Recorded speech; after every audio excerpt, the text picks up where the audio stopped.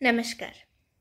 आज हम महाशिवरात्रि की 5 अलग अलग कहानियाँ जानेंगे, 5 अलग अलग महापुराणों के द्वारा। अगर आप मेरे चैनल को कुछ समय से फॉलो कर रहे हैं तो आप ये बात जानते होंगे कि अधिकतर मैं उपनिषद, भगवत गीता और वेदांतों से रिलेटेड सब्जेक्ट्स पे वीडियोस बनाती हूँ, यानी कि सनातन ज्ञान के साइंटिफिक और फिलोसफिकल एस्पेक्ट्स। लेकिन ये बात एक साइंटिफिक फैक्ट है कि किसी भी ज्ञान को धारण करने का सबसे आसान और सबसे इफ़ेक्टिव मेथड है कहानी के द्वारा उसको याद करने का, कहानी के द्वारा उसको समझने का। और ये बात हमारे महर्षि बहुत अच्छे तरह से जानते थे, इसीलिए उन्होंने हमें पुराणों का देन दिया है। कुछ प्रैक्टिसिंग हिंदूज ऐसा मानते हैं कि जितनी भी पुराने हैं उनमें वेदों और उपनिषदों की बातों को अच्छे से, आसान तरीके से हर किसी को समझ में आ जाए, इसीलिए उसे कहानी रूप में बताया गया है। यानी कि अगर हमें ज़्यादा ज्ञान ना हो और हम ज़्यादा इतनी फिलॉसफी में जाने का समय या इच्छा भी ना रखते हों, तो भी इन पुराणों को पढ़कर और समझकर हम काफ़ी कुछ ज्ञान ले सकते हैं। और कुछ प्रैक्टिसिंग हिंदूज का मानना है कि ये हिस्टोरिकल एविडेंस है जो एक्चुअली हुए थे। मैं इन दोनों में आती हूँ, क्योंकि मुझे ऐसा लगता है कि हमारी वेस्टर्न सोसाइटी में आज हमारे पास इतनी जानकारी और ज्ञान नहीं है कि हम खुद से ही डिसाइड करके बता सकें कि कोई भी इवेंट्स हुए थे या नहीं हुए थे। खैर, हम प्रारंभ करते हैं महाशिवरात्रि की पहली कथा से। ये कथा है भागवत पुराण और विष्णु पुराण और महाभारत में भी। ये समुद्र मंथन की कथा है और ये काफ़ी प्रचलित है। हम शायद सभी जानते होंगे कि समुद्र मंथन के समय हलाहल विष भी प्रकट हुआ था। ये हलाहल विष इतना खतरनाक था कि इसके सिर्फ वातावरण में रहने से ही प्राणी मात्र का नाश होता जा रहा था। तब सभी प्राणियों ने महादेव शिव से ये आग्रह किया, क्योंकि महादेव शिव ही सबसे शक्तिशाली थे जो इस विष को धारण कर सकते थे। तो सभी ने उनसे उपाय मांगा। अब हमारे महादेव शिव इतने करुणामयी हैं कि पूरे प्राणी मात्र के लिए, पूरे प्राणी मात्र की रक्षा के लिए उन्होंने ये हलाहल विष, जिससे पूरी सृष्टि का नाश होता जा रहा था, उन्होंने स्वयं धारण कर लिया। माँ पार्वती ने जब ये देखा तो उन्होंने उनके गले के निचले हिस्से में अपना हाथ रख दिया। अब माँ पार्वती तो महामाया है, माँ पार्वती तो आदिशक्ति है। उन्होंने जब अपना हाथ महादेव के गले के निचले भाग में रखा तब वो विष वहीं पर रुक गया और उनके गले में ही इकट्ठा हो गया। महाविष्णु ने उसके बाद अपना हाथ उनके मुख पर रखा ताकि उस विष का असर बाहर के वातावरण में ना हो। पूरी रात्रि माँ ने माँ ने महादेव को गले से थाम के रखा और महादेव ने वो जहर धीरे धीरे अपने गले में समाहित कर लिया, जिससे उनका गला नीला हो गया और वो नीलकंठ कहलाए।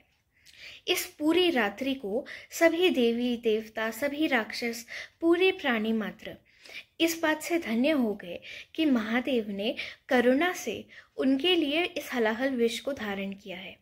उस पूरी रात्रि भर ये सभी जीव जंतु शिव जी के गुणगान करते रहे और शिव जी का और माँ पार्वती के खुशी के लिए नृत्य, संगीत, ये सब रात भर होता रहा और वो पूरी रात भर जागते रहे और ये दिन शिवरात्रि हुआ। ये है पहली कथा, जो है भागवत पुराण, विष्णु पुराण और महाभारत में भी इसका वर्णन होता है। अगली जो कथा है वो कूर्म पुराण, वायु पुराण और शिव पुराण, ये तीनों में है। ये कथा इतनी दिव्य है कि पूरे सृष्टि का, पूरे संसार का ये रहस्य बताती है। महापुराणों में सबसे दिव्य कथाओं में से एक है।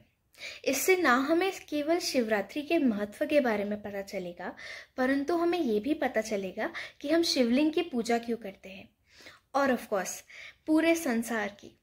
पूरे संसार का अस्तित्व, जो उपनिषदों का रहस्य है, उसके बारे में भी पता चलेगा। तो कथा कुछ इस प्रकार की है। महाविष्णु जब अपनी योग निद्रा से जागे और उन्होंने ब्रह्मा को देखा तो ये लोग आपस में बात करने लगे कि आखिर ये सृष्टि का रचयिता कौन है।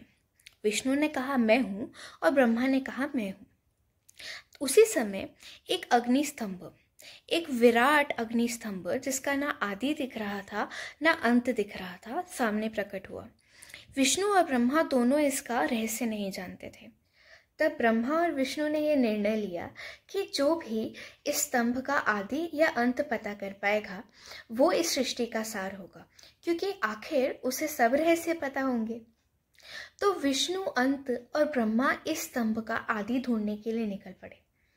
लेकिन इतना समय बीत गया कि पूरा ब्रह्मांड थम सा गया, लेकिन ये लोग उसका आदि या अंत नहीं ढूंढ पाए इस अग्नि स्तंभ का।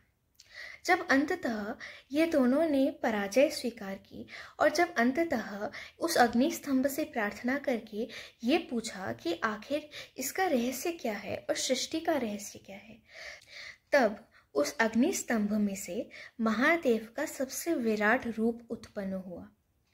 इस विराट रूप के 1000 हाथ 1000 पैर थे, त्रिशूल धारण किया हुआ था और 3 नेत्र में एक सूर्य, एक चंद्रमा और एक अग्नि थी। जब ये रूप प्रकट हुआ तब महादेव ने ब्रह्मा और विष्णु को सत्य बताया, परम सत्य, ये कि शिव ही पूरे ब्रह्मांड का अस्तित्व है, शिव ही सच्चिदानंद है। सत्य अर्थात परम सत्य, चित अर्थात चेतना, सभी प्राणियों में चेतना शिव ही है। आनंद परम आनंद, वही एकमात्र आनंद है, बाकी सभी मिथ्या है। शिव ने विष्णु और ब्रह्मा को ये बताया कि पूरा ब्रह्मांड शिव तत्व में ही समाया है। सृष्टि की बार बार उत्पत्ति शिव तत्व से ही होती है और सृष्टि का बार बार संहार होकर उसका शिव तत्व में ही विलीनता होती है। शिव ने ये बताया कि प्रकृति में जो भी अस्तित्व में है वो सभी शिव के ही अलग अलग नाम, रूप और व्यवहार है। ये ज्ञान जो उन्होंने दिया वही ज्ञान योग का पूर्णतः आधार है और इसी को समझने के लिए 108 उपनिषदें लिखी गई हैं। 108 उपनिषदें और वेदांत, अलग अलग सेक्शन वेदांत के। इसे पूर्णतः समझना और शिव तत्व में विलीन होने को ही मुक्ति कहते हैं। खैर, महादेव के इस स्वरूप को लिंगोद्भव कहते हैं, लिंगोद्भव और अग्निलिंग। इस रूप में कई मंदिर ऐसे हैं जो प्राचीन काल में जिसका निर्माण हुआ था उसमें हम अभी भी देख सकते हैं कि महादेव शिव लिंग रूप में बीच में है और हंस का रूप धारण करके ब्रह्मा ऊपर की तरफ जा रहे हैं और वराह का रूप धारण करके विष्णु नीचे की ओर जा रहे हैं, आदि और अंत ढूंढने के लिए। अब हम अगली कथा पे आते हैं, तीसरी कथा। ये कथा सबसे अधिक प्रचलित है शिवरात्रि की। जो भी शिवरात्रि को जानता है ये ज़रूर जानता है कि माँ बाबा का, माँ पार्वती और महादेव शिव का इस दिन विवाह हुआ था। ये विवाह की अद्भुत कहानियाँ बहुत प्रचलित है। सभी जानते हैं कि विवाह के समय बारात में, क्योंकि शिवजी पशुपतिनाथ है, इसीलिए हर तरीके के हर प्राणी मात्र उस विवाह में शामिल हुए थे। चाहे वो भूत पिशाच हो, चाहे वो देवी देवता हो, चाहे राक्षस हो, हर कोई उस विवाह में, उस बारात में सम्मिलित था और शिवरात्रि के दिन उनका विवाह हुआ था। भगवान शिव और माँ पार्वती के विवाह की कथा भी शिव पुराण में है और इसका वर्णन रामचरितमानस में भी तुलसीदास जी ने किया है। अगली और चौथी कथा पे हम जाते हैं, वो है भगवान शिव के नटराज रूप में जिसमें उन्होंने तांडव किया था। ये कथा स्कंद पुराण और शिव पुराण इन दोनों में है। कहा जाता है कि शिवरात्रि के रात में शिवजी ने नटराज रूप धारण करके तांडव का नृत्य किया था। तांडव नृत्य और नटराज स्वरूप को कई साइंटिफिक टेम्परामेंट के लोगों ने बहुत एनालाइज किया है और ये मान्यता है कि उनकी अलग अलग मुद्राओं से अलग अलग ब्रह्मांड के ज्ञान और साइंटिफिक लॉज के बारे में पता चलता है। शायद इसीलिए दुनिया की सबसे बड़ी फिजिक्स लैब सर्न में नटराज रूप में शिवजी की मूर्ति की स्थापना की गई है। ये वही सर्न है जहाँ पे गॉड पार्टिकल के बारे में पता चला था, जहाँ पे लार्ज हैड्रॉन कोलाइडर है। खैर, नटराज और उसका साइंटिफिक एनालिसिस काफ़ी बड़ा सब्जेक्ट है, उसके बारे में हम फिर कभी बात करेंगे। आज हम कथाओं पर हैं। तो नटराज ने तांडव किया था शिवरात्रि के दिन।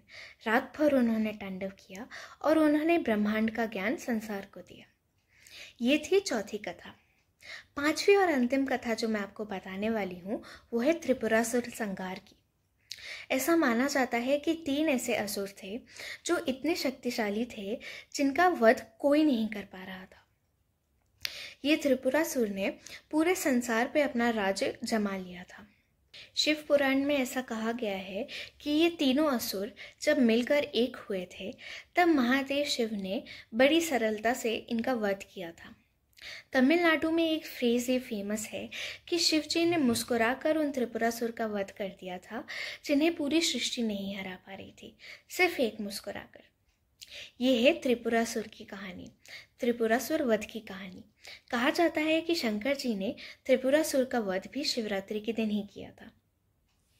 ये है शिवरात्रि की 5 कथाएं अलग अलग पुराणों में से। क्योंकि मैं ये वीडियो शिवरात्रि के एक दिन पहले ही बना रही हूँ, इसीलिए मैं आपको एक शिवरात्रि की और बात बताना चाहूँगी।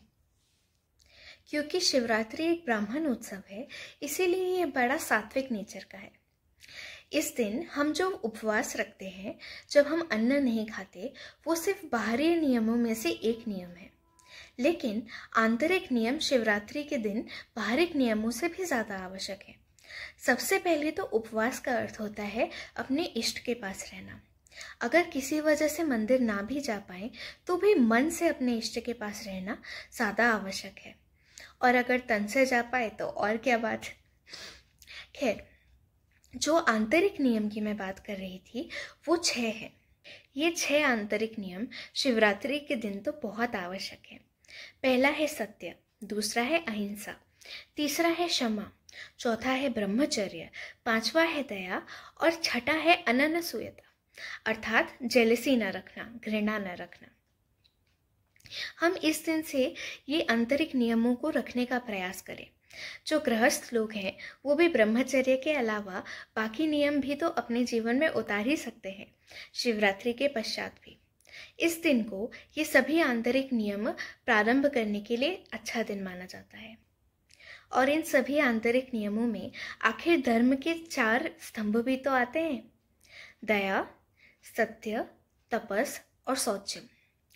इस धर्म के 4 स्तंभों के ऊपर मैंने एक पूरा सेपरेट वीडियो बनाया है धर्म को एक्सप्लेन करते हुए, आप वो ज़रूर देखने का सोचें। ये हुए आंतरिक नियम। बाहरी नियम हम अक्सर ज़्यादातर लोग जानते हैं।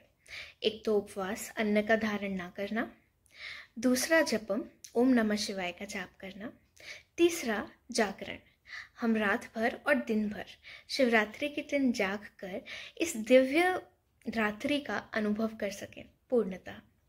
ये मेरी आप लोगों से भी आशा रहेगी। जय सिया राम। शिवरात्रि की शुभकामनाएं। हर हर महादेव।